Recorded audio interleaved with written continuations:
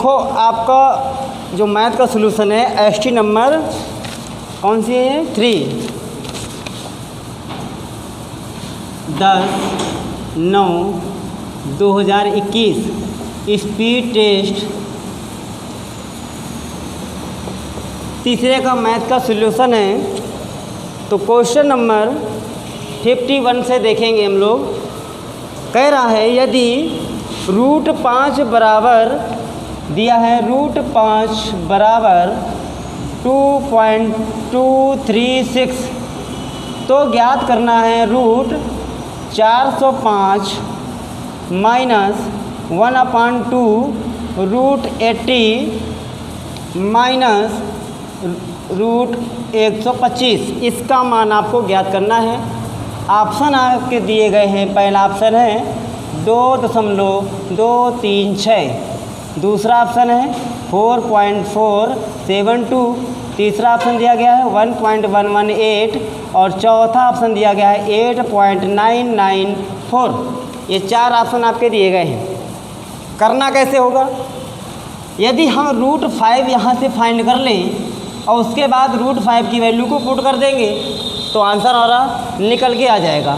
तो सबसे पहले आप क्या करिए, 405, इस 405 को तोड़िए। तो 405 के फैक्टर कर लेंगे, क्या बनेगा? 5 से डिवाइड करिए, 5×2 40, 5 से कम 5, फिर 81, 9 से कट जाएगा तो इसके फैक्टर क्या आ गए? 5 × 9 × 9 माइनस 1/2।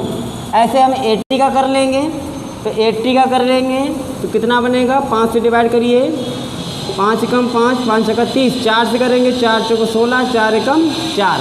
तो क्या बना यहाँ से?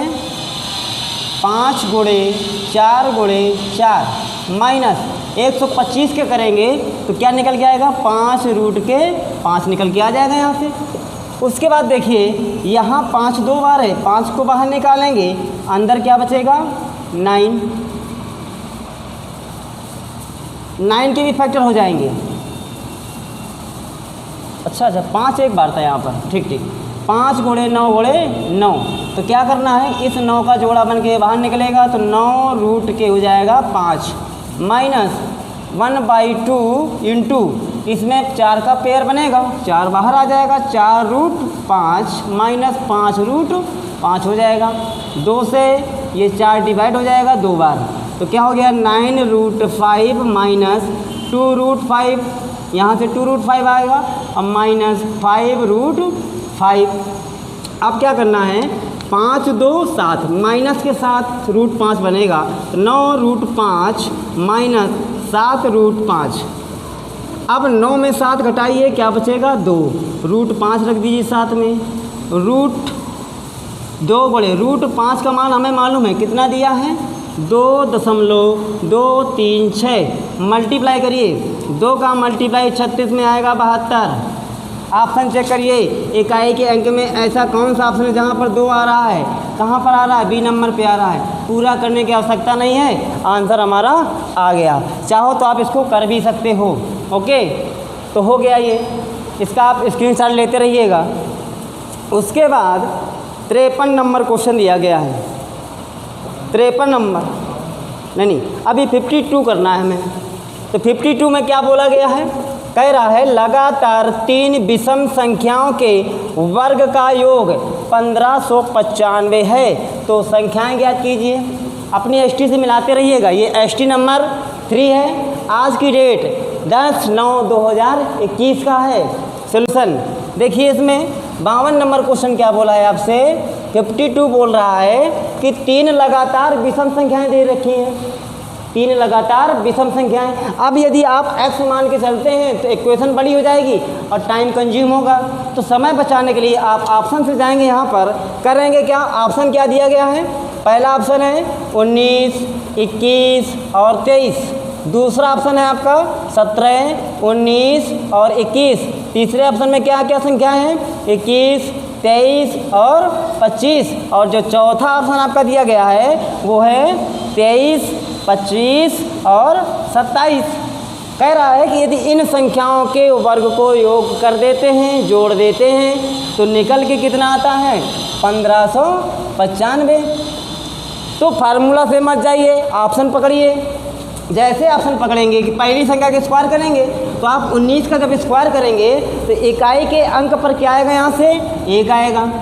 जब 21 का स्क्वायर करेंगे तब भी यहाँ पर यूनिट प्लेस पर क्या आएगा, 1 आएगा। अब जब 23 का स्क्वायर करेंगे यूनिट प्लेस पे कितना आएगा, 9 आएगा। तो क्या इनको जोड़ने से 5 बनता है? 9 1 10 1 11, 5 तो नहीं बन रहा है इकाई में। ऑप्शन नंबर ए गलत हो गया। डी नंबर से उठाइए, 7 का स्क्वायर 49 बनेगा, इकाई में 9 आएगा। 9 का स्क्वायर इकाई में 1 आएगा, ऐसे 1 का स्क्वायर 1 आएगा। तो 9 10 11 ये भी ऑप्शन आपका कैंसिल आउट हो जाएगा। अब सी नंबर पकड़ेंगे, यहाँ 1 है, 1 का स्क्वायर कितना बनेगा 1, 3 का स्क्वायर 9, 5 का स्क्वायर 25, इकाई में क्या आएगा 5। जरा ऐड करिए, 9 1 10 5 15। हाँ, इकाई में यहाँ क्या बन रहा है 5, ये मैच करा रहा है। लेकिन एक बार हम क्या करेंगे, डी नंबर को भी चेक कर लेंगे। जब 23 का स्क्वायर करेंगे तो इकाई में कितना मिलेगा 9। जब 25 का स्क्वायर करेंगे तो इकाई में क्या मिलेगा 5। जब 27 का स्क्वायर करेंगे तो इकाई में क्या मिलेगा 9। क्या इनको जोड़ने से इकाई में 5 बन रहा है? क्या चेक करते हैं। 9 9 18 18 5 23 बन रहा है। अरे इकाई में तो 3 आ रहा है, मिलना चाहिए 5। ऑप्शन नंबर सी करेक्ट हो जाएगा आपका। ऐसे आपको करना है, इससे आपको समय बचेगा। 57 नंबर क्वेश्चन देखिए। 57 नंबर में बोला गया है, यदि u बराबर 450 तथा v बराबर 585 दे रखा है, तो हमसे पूछ रहा है कि v जो है u से कितना % अधिक है, ये पूछा है। v कितना अधिक है u से, तो आप देख पा रहे होंगे v की वैल्यू कितनी 585 और u की वैल्यू दी गई है 450। तो आप खुद देख लो, 450 से 585 बन रहा है, कितना अधिक है। तो पहले इसको 50 दे दिया तो 500 बन जाएगा, अब 85 और दे दिया तो 135 अधिक आ रहा है।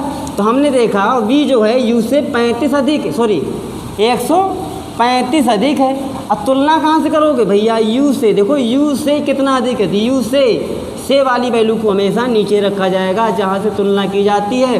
अब परसेंट में बदलना है तो 100 से कर देना है मल्टीप्लाई।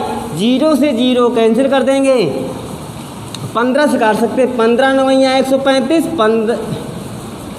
15 3 45 और 3 त्रिका 9, तो 10 गुणे 3 बराबर बनेगा 30% अधिक है। ऑप्शन नंबर इसमें हो जाएगा D correct. Okay, I hope आपको समझ में आ रहा होगा।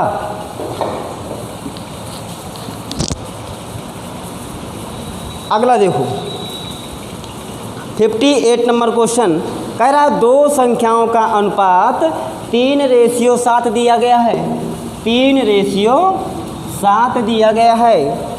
यदि उनका गुणनफल 1344 है तो दोनों संख्याओं का योग क्या है। चलो, क्वेश्चन कह रहा है कि दो संख्याएं अनुपात में, पहली संख्या a माना, दूसरी संख्या हमने b माना।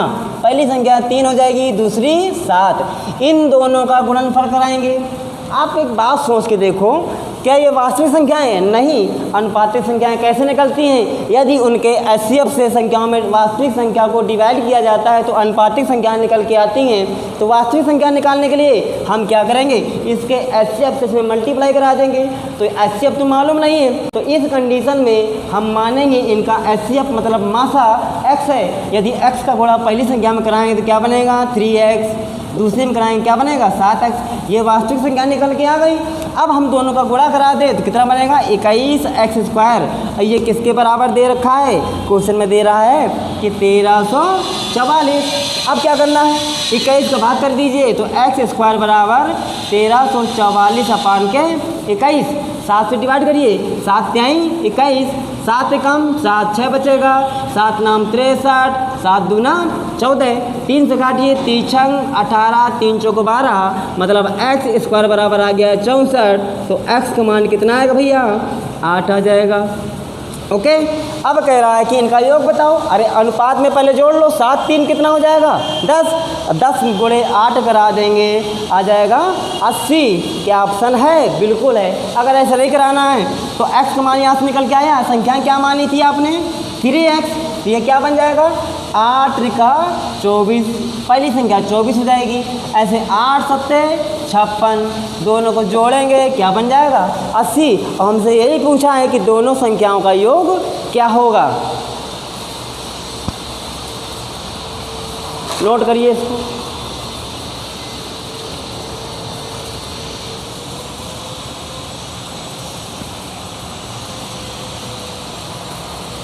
क्वेश्चन नंबर आपका 58 हो गया।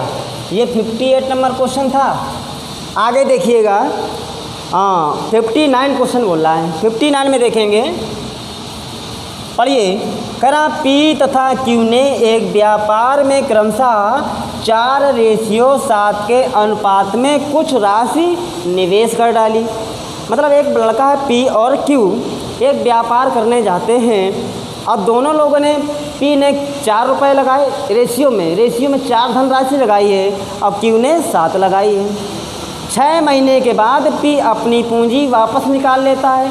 इस बात का मतलब ये है कि पी ने केवल 6 महीने तक पैसा लगाया।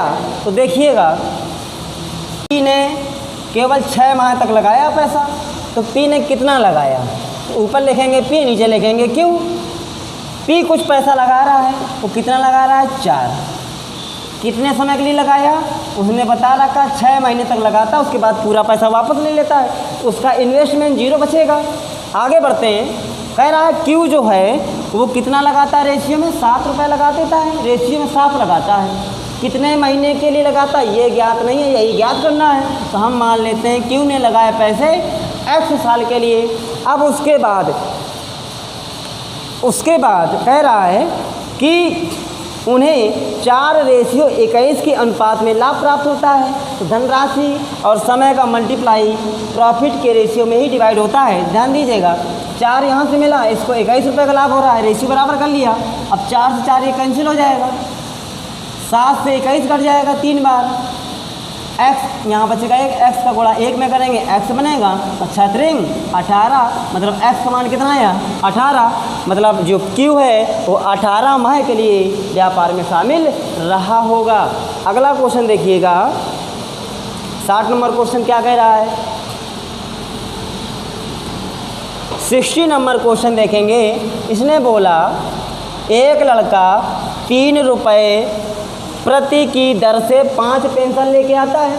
मतलब एक लड़का है 5 पेंसिलें खरीद के लाता है, अब प्रत्येक पेंसिल का मूल्य 3 रुपये है। आगे बढ़ो, आगे कह रहा है 2 रुपये प्रति की दर से वो रबड़ खरीदता है, 3 रबड़ लेके आता है। आगे कह रहा है तथा 5 रुपये, आगे कह रहा है 5 रुपये प्रति की दर से 3 शार्पनर खरीद के लाता है, तो वो 3 शार्पनर लेके आ गया। चलो आगे क्या कह रहा है, प्रति वस्तु औसत व्यय रुपए में कितना है, औसत व्यय निकालना। अरे एवरेज निकालना है, वस्तुओं की संख्या का अनुपात मालूम है, उसके बाद वस्तुओं की कीमत दी गई है। यहाँ से आप सोच लो कि मेरा औसत, हमने आपको पढ़ाया है, क्लास में बताया है कि यहाँ से आप क्या करेंगे, एवरेज वैल्यू को कुछ ना कुछ मान लेंगे। तो जो सबसे वैल्यू छोटी होती है, मतलब मीन वैल्यू या सबसे छोटी वैल्यू, इसमें क्या दिख रही है 2, हम इसी को अपना औसत मान लेंगे। जैसे हम इसके पास पहुँचे, पहली संख्या के पास, तो पूछेंगे इससे तुम औसत से कितना अधिक हो। भाई औसत तो 2 माना है आपने, तो 2 से कितना ज़्यादा है 3, सॉरी 2 से कितना ज़्यादा है 1, क्योंकि ये मान 3 है। अगर यहाँ 2 होता तो कोई दिक्कत नहीं होती, लेकिन ये तो 3 है। कितना एक्स्ट्रा भैया, 1 एक्स्ट्रा है। कितनी, 5 पेंसिलों में 5 आ गया। आगे आ जाओ, इसको भी हम 2 मानना पड़ेगा क्योंकि औसत है, लेकिन ये तो 2 से अधिक है भैया। तो कितना अधिक है, 3 अधिक है। कितनी वस्तुओं में, 3 वस्तु में। जितना अधिक होता है वो औसत में करने के लिए उसको इक्वली डिवाइड किया जाता है, मतलब जो अधिक मात्रा आएगी वो सब में बराबर बराबर बटेगी। तो देखो कितना अधिक आ रहा, 5 1 5 कम 5, 3 त्रिका 9, 9 5 14 मात्रा अधिक आ गई 14 रुपए की। अब ये सब में बराबर बांट दी जाएगी। अरे सब कितने हैं? 3 3 6 6 5 11 अधिक है। 11 से डिवाइड करिए 14 को, तो 11 से 14 को डिवाइड करेंगे तो 11 एकम 11, 3 बचे दशमलव लगाओ 0, 11 दूनी 22 आ जाएगा। फिर 8 बचेगा, दशमलव लगा 0 बढ़ाओ, 11 सत्तर 170 आ जाएगा। ऐसे अब कटता नहीं, कटेगा तो है नहीं, चलता ही जाएगा। तो हमने देखा 1.27 एक्स्ट्रा आ रहा है। औसत कितना माने थे आप? 2 में जो एक्स्ट्रा आ रहा है उसको जोड़ेंगे, जोड़िए तो कितना बनेगा? 3.27 बनेगा। ऑप्शन मैच कराइए, कौन सा ऑप्शन मैच कर रहा है? इसमें से दिया गया है, पहला ऑप्शन दिया गया है 3.27, पहला ऑप्शन मैच कर रहा है, यही हमारा करेक्ट आंसर हो जाएगा। अगला क्वेश्चन देखेंगे। एक समान धनराशि को 2 अलग अलग योजनाओं में निवेशित किया गया। पहली धनराशि मान लेंगे 100 रुपये, दूसरी धनराशि मान लेंगे 100 जगह, क्योंकि 2 योजनाओं में हम इन्वेस्ट कर रहे हैं। तो एक राशि को आप कर रहे हो सिंपल इंटरेस्ट पर और एक को कर रहे हो CI पर, मतलब चक्रवृद्धि ब्याज पर। तो ये कैसे करेंगे? देखो कैसे करेंगे। अगर आपको स्पीड ज़्यादा लग रही हो तो कृपया करके कल क्लास में आकर बताइएगा, तो जो अगली ST होगी उसको और स्लो मोशन में करवा दिया जाएगा।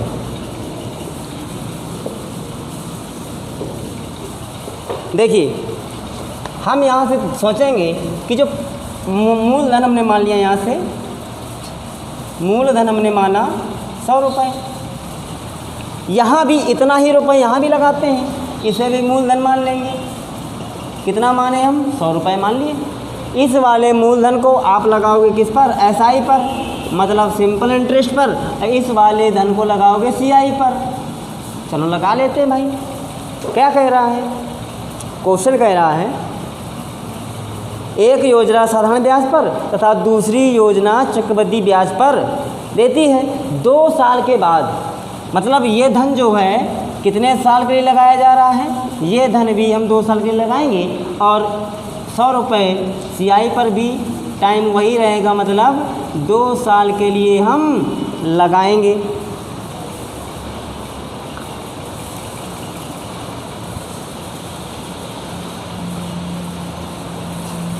आगे देखेंगे।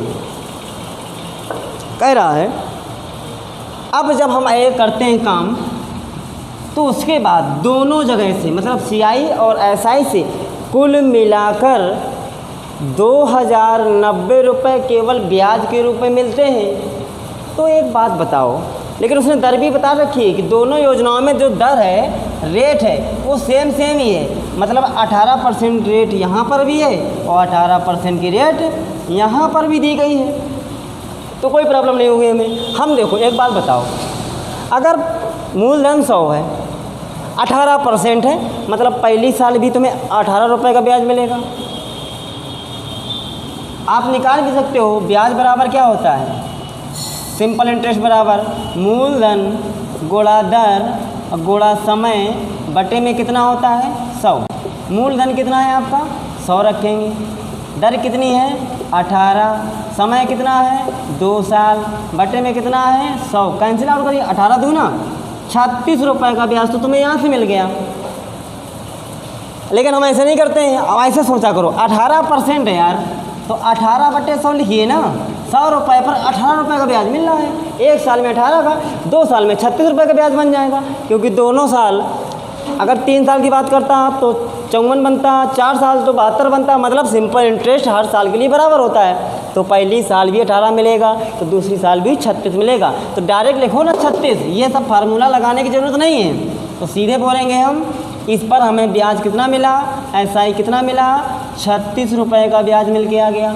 यहाँ से आ जाओ, इसको भी हमने आपको पढ़ाई हुई क्लास है, जो बच्चे नहीं देखे वो क्या करेंगे? जैसे हमें 2 साल का निकालना है, कितने साल का ब्याज निकालना है? 2 साल का, ठीक है। 3 साल का निकालना हो तो 3 कॉलम बनाते थे, 4 साल का निकालना हो 4 कॉलम, 2 साल का निकालना हो तो 2 कॉलम बनाओ, ऐसे करके प्लस फिर 1 लिखो। मतलब 2 से गिनती गिनो जब तक कि 1 ना आ जाए। अगर 3 साल बोला तो कैसे करेंगे? 3 फिर 2 फिर 1 करेंगे। अगर 4 साल बोले तो 4 कॉलम बनाना ऐसे, 4 से गिनती घटेगी, समझे? ये क्रिया की जाती। अभी आगे क्लास में आपको हम डिस्कस कराने वाले हैं कैसे करते। चाहे 5 साल बोले चाहे 6 साल बोले निकाल देते हैं, लेकिन फार्मूला पे से जाते हैं तो 4 साल में ही नानी याद आ जाती है। लेकिन ऐसे ही करना है, वैसे नहीं करना है जैसे आपको कई लोग सिखाते हैं, लेकिन वो बहुत टफ हो जाता है। टफ क्या हो जाता है? लेंथी प्रोसेस हो जाता है और समय लगता है। इससे नहीं लगने वाला। देखो मूलधन कितना माना तुमने? 100 रुपया। मूलधन का 18% निकालो तो मूलधन कितना है तुम्हारा?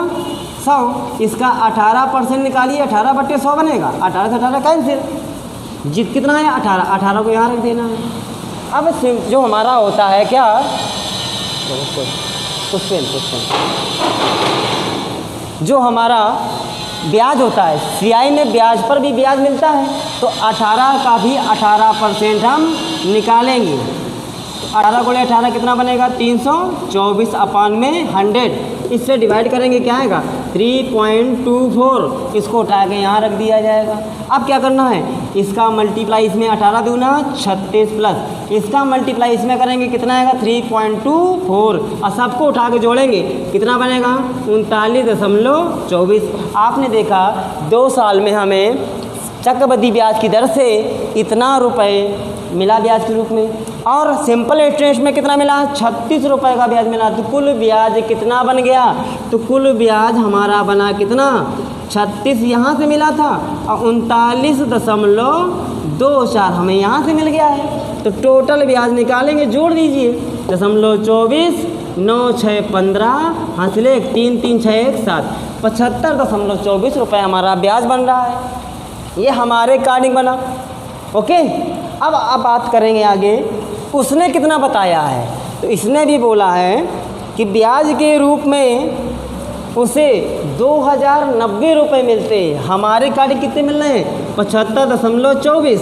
तो ये आपस में एक और करेंगे 2090 रुपये। तो एक का मान क्या आएगा? 2090 अपान 75.24 आ जाएगा। अब आपसे पूछा जा रहा है, तो साधारण ब्याज वाली योजना का पहले वर्ष का ब्याज रुपए में कितना होगा? तो पहले वर्ष आप बताओ, साधारण वाली ब्याज में पहले साल 18% का तो ब्याज मिलेगा, क्योंकि ये 36 रुपये आया है, ये 2 साल का ब्याज है। 1 साल का 18 बनेगा, तो 18 से गुणा करा देना और कुछ नहीं है। समझ गए? दशमलव हटाइए, 2 जीरो बढ़ा सकते हैं ऊपर, बिल्कुल बढ़ाई जा सकती हैं। अब इसको काटिए तो कितने से कट सकता है? ये 7 5 12 12 4 16 2 18। मतलब ये संख्या हमारी 9 से कटने वाली है। तो 9 से काटेंगे तो 9 8 72, 3 बचेगा, 9 3 27, 5 बचेगा, 9 6 का 54, 836 आ गया। 9 से काटेंगे इसको, 2 बार कट जाएगा। 2 से इसको काटेंगे, 2 चौको 8, 2 एकम 2, 2 8 16, 418 आ गया। अब आप देखो 209 से ये कटेगा 2 बार, तो 209 का यहाँ किया तो 1 आएगा, 1 2 3 जीरो लगा दीजिए, 2 से ये कट जाएगा, 209 से 2 बार में कट जाएगा 418। 2 का भाग 10 में करेंगे 5 आएगा, 2 जीरो हैं, डबल जीरो लगा दीजिए। तो पहली योजना में इन्वेस्ट किया गया धन कितना आ गया? 500 रुपये आ गया। अब इसको आप कैलकुलेट कर लीजिएगा, आंसर आपका आ जाएगा। ऑप्शन नंबर इसमें आपका डी करेक्ट होगा। ठीक है, चलो आगे देखो 62 नंबर क्वेश्चन 62 क्या बोल रहा है? 2 कलम 20 रुपये प्रति की दर से खरीदे गए।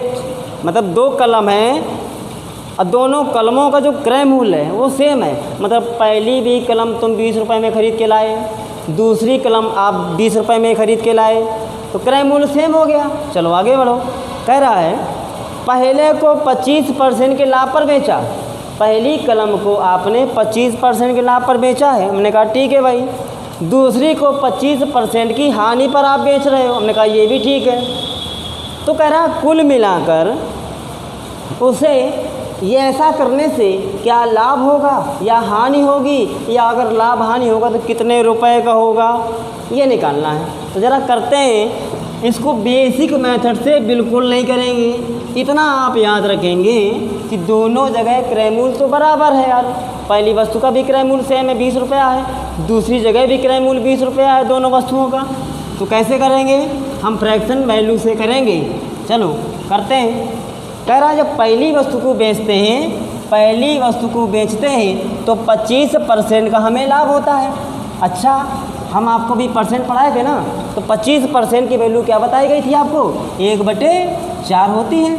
मतलब 4 रुपये पर 1 रुपये का लाभ होगा तो 4 रुपये तुम्हारा क्या हो जाएगा? क्रय मूल्य हो जाएगा, नहीं हो जाएगा? बिल्कुल हो जाएगा। 1 रुपये क्या यहाँ से लाभ आ गया तुम्हारा।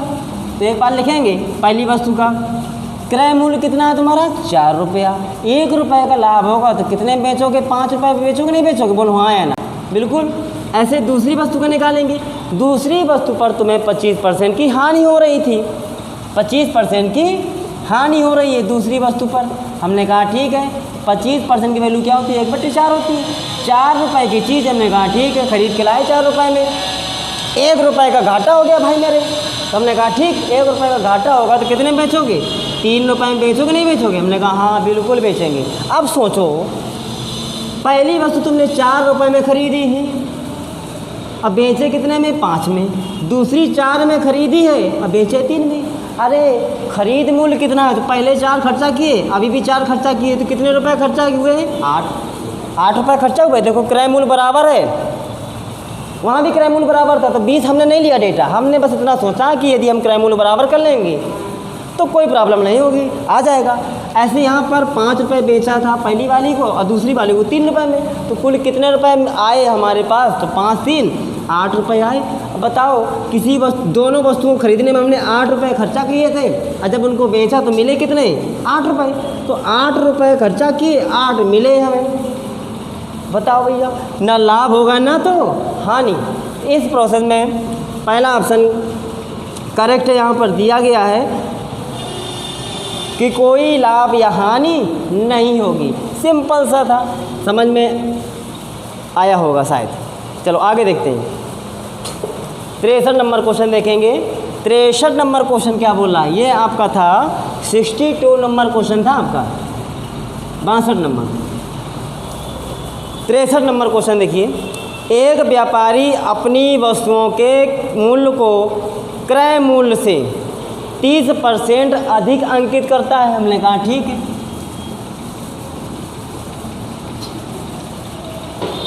जैसा बोलता जाए क्वेश्चन, बिल्कुल आपको वैसे ही करते जाना है। अब बेसिक मेथड बिल्कुल नहीं लगाना है, फ्रैक्शन वैल्यू अपनाओ, झट से आंसर पाओ। देखेंगे, एक व्यापारी अपनी वस्तुओं के क्रय मूल्य को क्रय मूल्य से 30% अधिक अंकित करता है।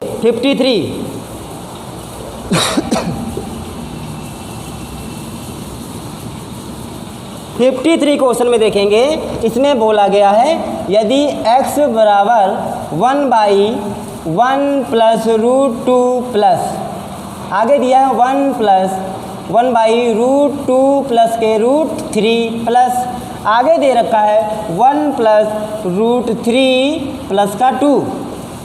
इसमें आपको x की वैल्यू फाइंड करनी है। अरे कुछ नहीं, इन सबको आपस में ऐड करना है, लेकिन ऐड कैसे करेंगे ये समस्या उत्पन्न होगी। तो ध्यान दीजिएगा, हमने प्रमेयकरण सीखा हुआ था, प्रमेयकरण के माध्यम से इसको सॉल्व कर लेंगे। किसके माध्यम सॉल्व करेंगे? प्रमेयकरण के माध्यम से सॉल्व करेंगे। प्रमेयकरण में क्या करते हैं, जो बटे में हर में वैल्यू होती है वहाँ पर जो भी साइन होता है तो उसका साइन को अपोजिट कर देते हैं। अगर प्लस है तो माइनस वाली संख्या से ऊपर नीचे मल्टीप्लाई कराएंगे। तो इसका प्रमेयकरण करेंगे जरा, तो 1/1 प्लस √2 का ऊपर नीचे गुणा करा देंगे। जैसे ही गुणा कराएंगे तो एक बात बताइए जरा, 1 प्लस √2 है, यदि हम इसको पहले √2 कर लें बाद में +1 कर लें तो कोई प्रॉब्लम होगी? कोई प्रॉब्लम नहीं होगी। इसको ऐसे भी लिखा जा सकता है, कैसे? √2 प्लस के 1। अब प्रमेयकरण कराइए, तो √2 प्लस की जगह हो जाएगा -1 अपान, ऊपर नीचे इसी से गुणा कराएंगे तो √2 माइनस के 1, इसका मल्टीप्लाई इसमें बनेगा तो क्या बन जाएगा √2 - 1 अपान। अब देखिए a plus B a minus B का फार्मूला आपको याद होगा तो क्या बनेगा a² मतलब √2 का यहाँ से मान निकल के आएगा 2 माइनस उसके बाद b की जगह क्या रखा 1, b का स्क्वायर करेंगे आएगा 1। अब यहाँ से क्या बना √2 - 1 अपान 2 में 1 घटाइए क्या बचेगा 1 से डिवाइड करेंगे क्या आएगा यही वैल्यू आ जाएगी √2 - 1। सेम इसी प्रकार से आपको यहाँ करना होगा, जैसे यहाँ करेंगे इसमें क्या बनेगा 1 प्लस √2 प्लस के √3, इसको सोल्व करेंगे तो सेम ये पोजीशन करिए कि बड़ी वैल्यू आगे रखिए छोटी वैल्यू पीछे रख दीजिए उल्टा करके, तो 1/√2 3 प्लस √2 हो जाएगा। अब परमेयकरण कराएंगे तो साइन चेंज हो जाएगा तो √3 माइनस √2 अपान में √3 माइनस √2, इसका इसमें मल्टीप्लाई करेंगे क्या आएगा निकल के √3 माइनस √2 अपान। अब ये a बन गया ये b बन गया, साइन प्लस माइनस है अपोजिट है a plus B a minus B बन गया तो क्या खोलेंगे a² माइनस b², a² में क्या बनेगा 3 माइनस b² में क्या बनेगा 2, 3 में 2 घटाएंगे 1 बचेगा 1 6 में भाग करेंगे तो क्या जाएगा √3 माइनस के √2। इसके बाद हम सेम यहाँ करेंगे, इसका भी निकाल लेते हैं तो क्या बनेगा 1 अपान बड़ी संख्या पहले छोटी बाद में रखेंगे तो क्या लिखेंगे 2 प्लस के √3 परमेयकरण कराएंगे तो हो जाएगा 2 माइनस √3 अपान 2 माइनस के √3। अब क्या करिए इसका मल्टीप्लाई इसमें कराइए तो क्या बनेगा 2 माइनस के √3 अपान a का स्क्वायर कितना बनेगा 4 माइनस b का स्क्वायर क्या बनेगा 3, 4 में 3 गया 1 बचेगा 1 का भाग इसमें करेंगे तो यही वैल्यू आ जाएगी, क्या आ जाएगी यहाँ से 2 माइनस के √3। अब सबकी वैल्यू हम निकाल चुके हैं तो बस रख दीजिए x बराबर इसका मान कितना आया था ये आया था कितना आया है √2 माइनस 1, उसके बाद प्लस का साइन है प्लस लगाएंगे 1 अपान √2 प्लस √3 का मान कितना निकल के आया √3 माइनस के √2, वैल्यू पुट करते जाइए बस √3 माइनस के √2 हो गया। उसके बाद इसकी वैल्यू क्या निकली थी 2 माइनस के √3 प्लस लगाइए और 2 माइनस के √3, देखो √3 माइनस का है ये प्लस का है कैंसिल आउट हो जाएगा, ये रूट माइनस का है 2 ये प्लस का है कैंसिल हो जाएगा, ये बचा 2 ये बचा -1, 2 प्लस के हैं 1 का माइनस है तो भैया 2 में 1 कम करिए आंसर क्या आएगा 1। ऑप्शन मैच कराइए, ऑप्शन नंबर कौन मैच कर रहा है इसमें सी नंबर, ठीक है। अगला क्वेश्चन देखो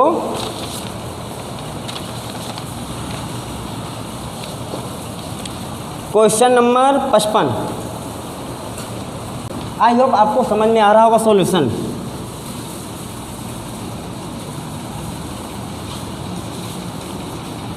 पचपन नंबर क्वेश्चन देखिएगा, एक फिगर बना हुआ है इसमें एक सर्कल है, यहाँ पर सर्कल के बाहर कोई एक बिंदु है, उस बिंदु को नाम दिया गया है P। इस सर्कल के केंद्र को माना गया है O और P को मिला दिया गया है। उसके बाद P से एक स्पर्श रेखा खींची गई है किस पर इस वृत्त पर, P से इधर भी एक स्पर्श रेखा खींची गई है, जहाँ पर एक काट रही है उस बिंदु को नाम दिया गया है A और B। इसके बाद A और B को आपस में मिलाया गया है तो AB ने OP रेखा को कहाँ पर काटा हुआ है C पर काटा है, ठीक। अब हमसे कह रहा है ऑप्शन में क्या कह रहा है कि पहला ऑप्शन क्या दिया गया कोण PAC बराबर कोण PBC, दूसरा ऑप्शन में है कोण APC इक्वल कोण BPC दिया गया है। सी नंबर आइए, सी नंबर में कह रहा है त्रिभुज PAC बराबर है सर्वांगसम भी है त्रिभुज किसके PBC के, और अगला ऑप्शन दिया गया है आलाप दिश उपयुक्त सभी। इसको कैसे करेंगे ध्यान दीजिएगा, केंद्र से होकर ये रेखा गई बिंदु P तक। अब देखिए APC या APO ये कोण जितना होगा उतना ही कोण ये होता है, मतलब दोनों कोण आपस में कैसे होते हैं इक्वल होते हैं। तो पहले ऑप्शन पकड़ेंगे, क्या कह रहा है कोण PAC तो PAC मतलब इस कोण की बात की। उसके बाद क्या कह रहा है, कोण PBC ये कोण तो आपस में बराबर ही होंगे, तो मतलब पहला ऑप्शन तो सही जा रहा है। लेकिन दूसरा ऑप्शन भी हम यहाँ से चेक करेंगे, क्या कह रहा है, कोण APC, तो APC मतलब इस कोण की बात कर रहे हैं, हमने मान लिया इसको x है। तो ध्यान दीजिएगा दोनों आपस में बराबर होंगे, क्योंकि जो हमारी रेखा है PC ये आपस में इस दोनों कोण को इक्वली डिवाइड करती है। तो आगे बढ़ेंगे, PBC कह रहा है, तो PBC गलत है क्या,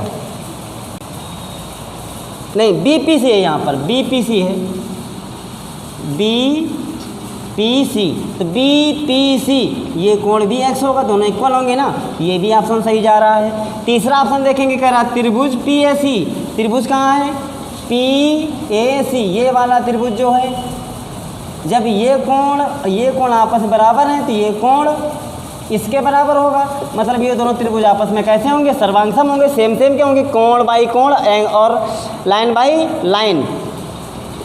तो एंगल साइड एंगल, ये सर्वांगसम का नियम लग जाएगा यहाँ से, एंगल साइड एंगल बराबर किसके हो जाएगा, एंगल साइड एंगल क्या हो जाएगा, ये त्रिभुज सर्वांगसम भी बन रहा है, मतलब तीनों ऑप्शन सही जा रहे हैं, तो ऑप्शन नंबर डी सही हो जाएगा हमारा। अगला क्वेश्चन है, यदि त्रिज्या और वृत्त की जीवा की लंबाई में बराबर हैं, देखना क्वेश्चन कह रहा है, यदि त्रिज्या और वृत्त की जीवा की लंबाई में बराबर हैं, एक कोई वृत्त है, इस वृत्त की त्रिज्याएं और उसकी जीवा, एक जीवा हमने यहाँ से बना दी, तो ये जीवा मतलब ये जीवा हो गई, हम इसको मानते हैं P और Q मान लिया, PQ किसके बराबर होगी, इस त्रिज्या के बराबर होगी, मतलब ये भी R होगी, ये भी R होगी। अब ये तीनों भुजाएं यदि बराबर हो जाती हैं तो त्रिभुज कहलाता है समबाहु त्रिभुज, और समबाहु त्रिभुज का प्रत्येक कोण 90 डिग्री का 60 डिग्री का होता है। कितने का होता है, 60 डिग्री का होता है।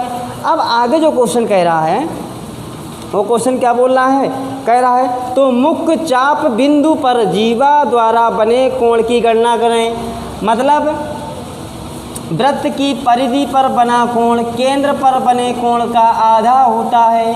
तो केंद्र पर जो कोण बन रहा है 60 का बन रहा है ना, तो वृत्त की मुख्य वृत्त की परिधि ये कहलाएगी ना चाप, तो परिधि पर बना कोण आधा होता है, 60 का आधा करेंगे कितना आ जाएगा, 30 डिग्री हो जाएगा।